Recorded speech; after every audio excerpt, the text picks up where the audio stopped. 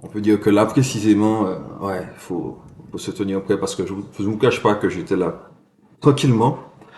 Pas affalé dans mon canapé, comme disait Kathleen, mais là, tranquillement, en train de boire tout ce qui est enseignement, témoignage, tout ça, sans savoir que j'allais prendre la parole aujourd'hui.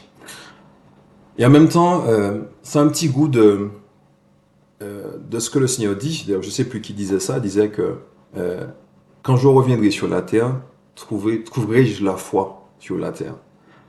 Euh, Allez savoir, on peut être là dans une petite réunion sympathique, en train de boire des paroles qui nous font du bien intellectuellement, et puis ne pas savoir que le Seigneur est à notre porte en fait. Et puis vous savez, comme dit le Seigneur lui-même, quand il parle du royaume des cieux, il parle d'un filet qui vient s'abattre, et puis qui attrape ce qu'il peut attraper. Et la réalité, c'est que quand on sera pris dans ce filet, on fera les comptes sur la vie qui nous a été donnée, sur le bien qu'on aurait pu faire, qui était à notre portée, qu'on n'a pas fait, et toutes nos résistances finalement. Parce que une fois que euh, qu'on a parlé du Saint-Esprit, tout ça c'est bien joli, mais comme m'avait dit une fois le Seigneur lui-même, le Saint-Esprit que tu le demandes pourquoi faire. C'est ça le problème. Nous demandons le Saint-Esprit, mais pourquoi faire? Pour montrer aux autres que nous avons le Saint-Esprit, que nous connaissons bien la parole de Dieu sur le bout des doigts, que qu'on a des émotions, qu'on a des paroles de connaissance. Mais est-ce que ou alors nous demandons le Saint-Esprit pour faire l'œuvre de Dieu? Et l'œuvre de Dieu, c'est de sauver les âmes, voilà, d'ouvrir le royaume des cieux au plus grand nombre, en tout cas ceux qui veulent. Parce que c'est vrai que nous vivons dans un siècle particulier aussi, où beaucoup d'hommes se moquent de Dieu. Beaucoup d'hommes ne veulent pas entendre parler de Dieu. Je travaille dans un milieu où, assez particulier d'ailleurs, où de façon assez ouverte par moment, des gens me font savoir, on sait que tu es chrétien, tout ça, mais c'est pas notre cam, quoi. Donc ce soir, on va pas parler de Dieu. On m'a déjà fait le coup. Parce que voilà, j'ai eu des occasions d'en placer une, lors de repas, tout ça. Les gars te font savoir très clairement qu'ils sont pas sur ça. Et le repas d'après, ils te disent, pas ce soir encore, tu vois. Mais est-ce que on va leur jeter la pierre pour autant? Pas forcément. Et ce serait même une erreur, parce que je me rappelle à une époque de ma vie, plein de personnes me parlaient de Jésus. Ma grand-mère, par exemple, me parlait du Saint-Esprit.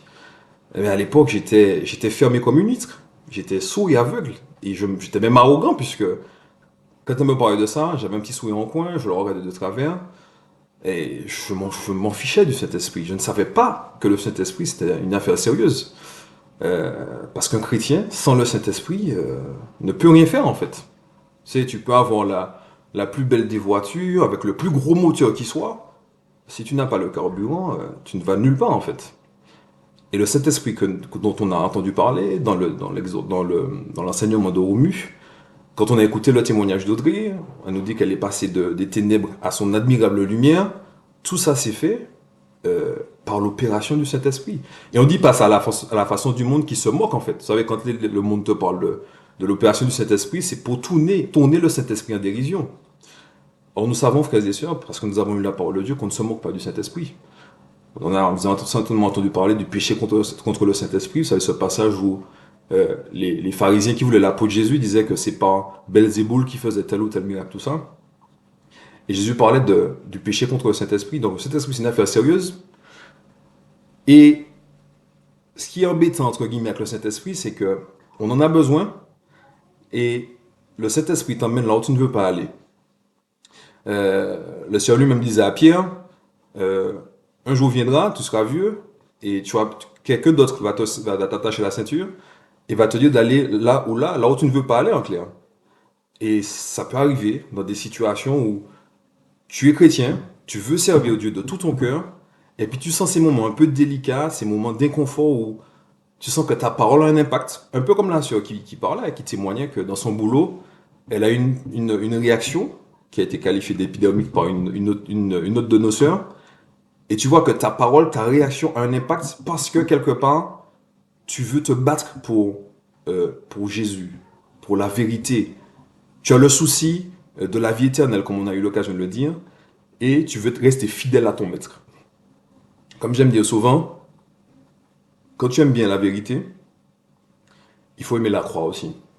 Tu vois, des fois, au nom de la vérité, et je ne dis pas que c'est une mauvaise chose, mais parce que tu veux être fidèle, tu veux rendre compte de la vérité, tu veux te battre pour la vérité, faut te dire une chose, c'est que la vérité peut t'amener à la croix.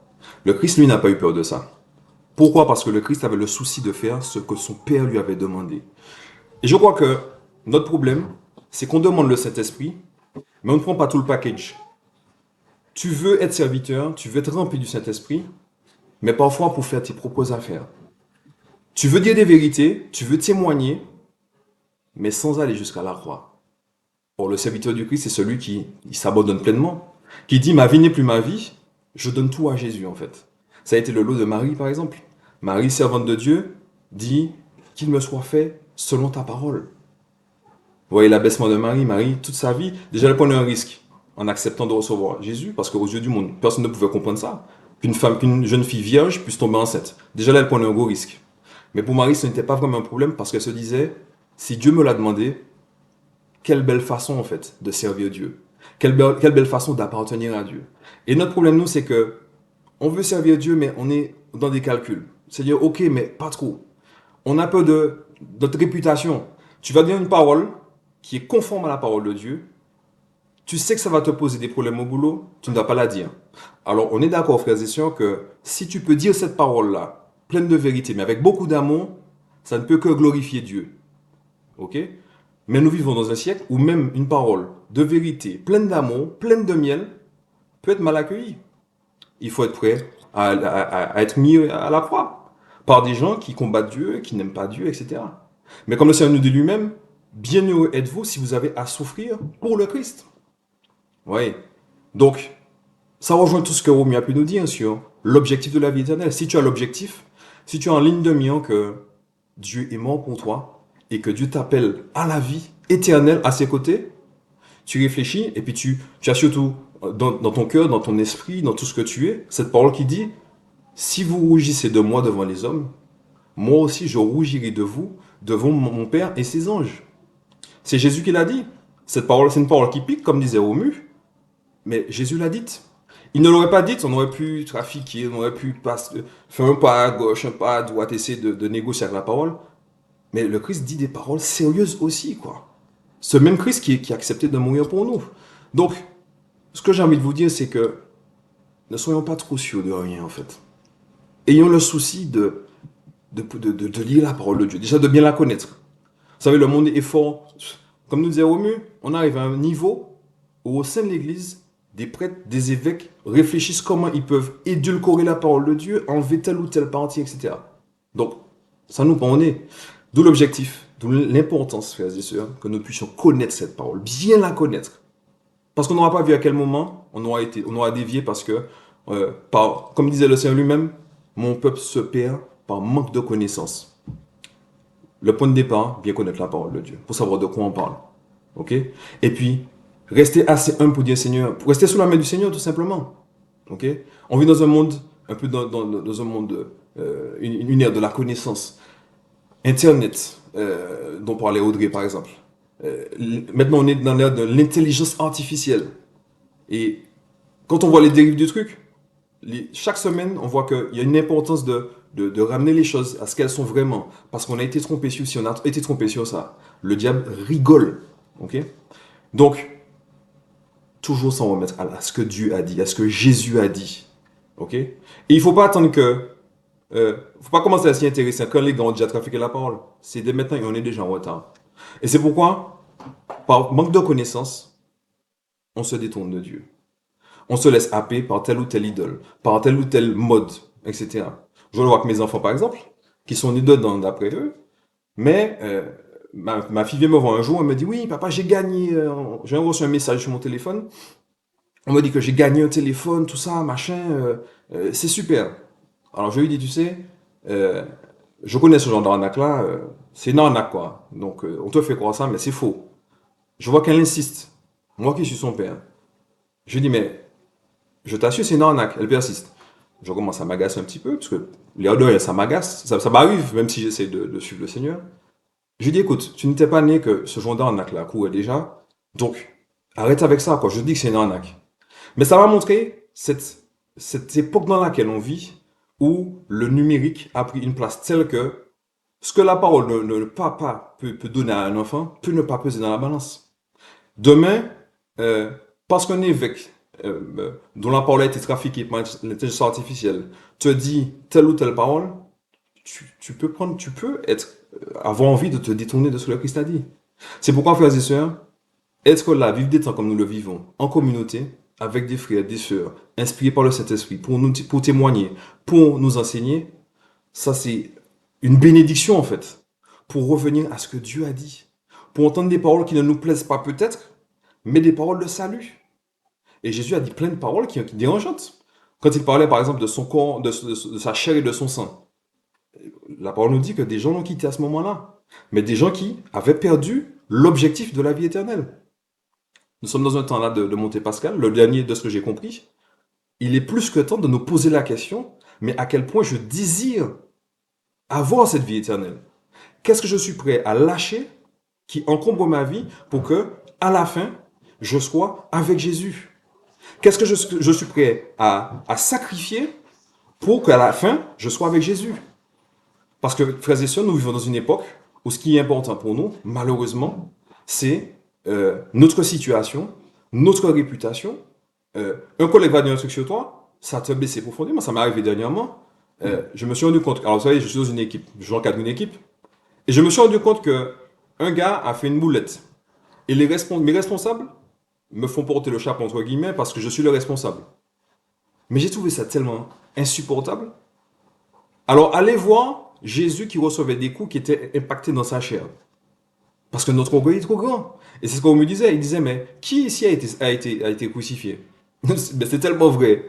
Qui?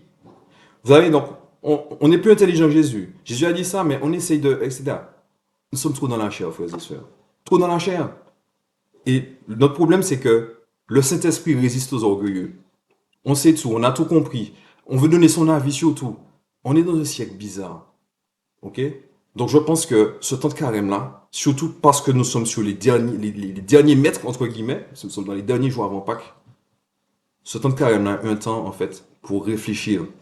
Faire vraiment le point sur soi. Je disais à un frère ce matin que je me suis réveillé avec une sensation bizarre. C'était mon âme alourdie. Je n'ai jamais senti, autant que ce matin, euh, cet état d'âme qui fait que tu sens que tu es capable de tout, en fait. Capable de lâcher la main de Jésus. Tu te sens incapable d'aimer les tiens. On dit avec les frères que quand le Seigneur parle du prochain, par exemple, mais qui a de plus proche que ton épouse, tes enfants? Ce sont les premiers prochains. Si tu as du mal à aimer ces gens-là, qui tu peux aimer en fait? Et ce matin, je me suis réveillé dans une espèce d'état d'âme où je me sentais loin de Dieu. Je sentais que c'est comme si le Seigneur me permettait ça pour me faire comprendre réellement que sans ma grâce, vraiment, vous ne pouvez rien faire. Vous savez, nous lisons cette parole-là, mais nous croyons que, maintenant, il y a moyen. Il y a moyen de quoi? Sans la grâce de Dieu, sans son esprit. Vous savez, cet esprit dont on parle, dont Saint Paul parle, il dit que cet esprit qui va sonder jusqu'aux profondeurs de Dieu, cet esprit qui t'a été donné, sans cet esprit-là, tu ne peux rien faire. Et le Seigneur veut te le donner. Mais la question qui se pose, pourquoi faire? Pourquoi faire? Pour faire tes affaires ou pour faire l'œuvre de Dieu? Pour témoigner, arracher des âmes aux ténèbres ou pour passer pour un gars sympa? Pour un gars qui a été sauvé, tu comprends, tu as été sauvé, etc. Un gars qui connaît la parole de Dieu. Mais si tu connais la parole de Dieu sur le bout des doigts et que tu ne la mets pas en pratique, qu'est-ce que tu as fait? Tu es peut-être plus condamnable que d'autres qui ne connaissent pas la parole de Dieu. Des collègues qui peut-être se moquent de Dieu aujourd'hui, mais par ignorance. Mais si nous disons connaître la parole de Dieu, frères et sœurs, que nous la pratiquions, avec crainte et tremblement. Vous savez, c'est comme, je sais plus, c'est Saint Jean ou je sais plus qui dit que les démons croient et ils tremblent. Donc, si nous croyons, frères et sœurs, si nous aimons Dieu, que nos œuvres témoignent de ce Dieu-là, que nos œuvres témoignent de la puissance du Saint-Esprit. Pas comme certains de nos frères, qui montent, qui font des miracles, tout ça, mais déjà dans des gestes d'amour, dans des actes concrets. Alors, pas comme certains dans notre église voudraient. Vous savez, il faut accueillir tout le monde, il faut aimer tout le monde. Oui, mais ne pas faire ceci sans négliger cela, ok? Parce que la parole du Christ est véritable. Tout ce qu'il a dit, ça s'est accompli. Et puis, pas des paroles en l'air. Le Christ a souffert, frères et sœurs. Le Christ a souffert. Et ce qui arrive à notre modérateur là n'est peut-être pas anodin. Cet homme-là qui a à cœur de faire la volonté de Dieu, qui devait intervenir aujourd'hui, mais peut-être accepte une épreuve de plus pour que l'œuvre de Dieu se fasse. Que ça aussi, avec la grâce de Dieu, nous serve d'exemple et nous pousse à mieux accepter le plan de Dieu dans nos vies. Parce que c'est vrai que nous sommes dans une espèce de confort. Nous voulons être à la suite de Jésus, mais jusqu'à Gethsemane. Plus loin, pas trop. Parce que la croix, tout ça, les crachats, les coups de fouet, non. Eh bien, que le Seigneur nous donne en fait d'être chrétiens, mais vraiment. Parce que nous arrivons dans une époque où c'est compliqué. C'est compliqué. Que le Seigneur nous garde vraiment, frères et sœurs, de rougir de lui. Ok? Non pas comme des robots, etc. Parce que j'ai ça, mais que nous puissions être imprégnés de l'esprit. Ok? Capables d'obéir à tout ce qu'il nous dit. Moi, ça m'est arrivé une fois, le Seigneur me dit, va demander pardon à un tel. J'ai dit, Seigneur, tu exagères, c'est le gars qui a commencé. Mais une fois que j'ai dit ça, je me suis rappelé de l'objectif, de qui me parle, du maître. Je me suis ravisé. Et à ce moment-là, c'est une paix. Ok? Donc, c'est pas au-delà de nos forces. Ok? Juste reconnaître que Jésus a déjà tellement donné. Et puis, comme disaient nos frères, dans les jours qui ont suivi, les semaines qui ont suivi, qui ont précédé, Jésus le mérite en fait. Il le mérite amplement. Donc, que nous puissions réfléchir un petit peu et reconnaître que nous avons besoin de lui. Ok? C'est dans la mesure où nous allons reconnaître que nous sommes faibles, que nous serons grands, que nous serons forts, parce que nous aurons tout abandonné entre ses mains. Ok? Donc, que Dieu nous donne la grâce dans les temps qui viennent là, dans cette espèce d'accélération qui va se faire vers Pâques, de changer, d'avoir ne serait-ce que le désir en fait de changer et de se vraiment soumis au Saint-Esprit. Amen.